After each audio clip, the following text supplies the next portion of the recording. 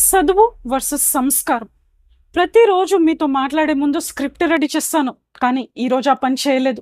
ఎందుకంటే కాన్సెప్ట్ అలాంటిది. మరి సంస్కారం ఉన్నవాడికి చదువు లేకున్నా నడుస్తుందని నా ఒపీనియన్. ఎందుకంటారా? ఒక రైతుని తీసుకోండి, దినమంతా కష్టపడతాడు. అతను పండించకపోతే మనకు తిండి దొరకదు.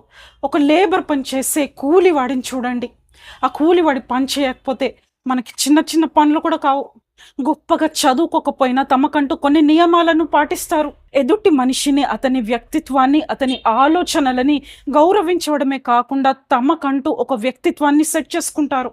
కానీ చదువుకొని సంస్కారం ఉన్న వాళ్ళు ఎంతమంది కనిపిస్తారు సొసైటీలో? దాంట్లో గొప్పగా చెప్పేదేముంది? చాలా తక్కువగా ఉంటారు. ఇలాంటి వాళ్ళు they are always ground to earth and వాళ్ళు చాలా గొప్ప వాళ్ళని నేను అనుకుంటా. సంస్కారం ఉండి చదువు లేనివాడు, చదువు ఉండి సంస్కారం ఉన్నవాడు ఇద్దరు సమానమే అనేది నా ఒపీనియన్. లాస్ట్కి మిగిలింది చదువుకున్న సంస్కారం లేనివాడు.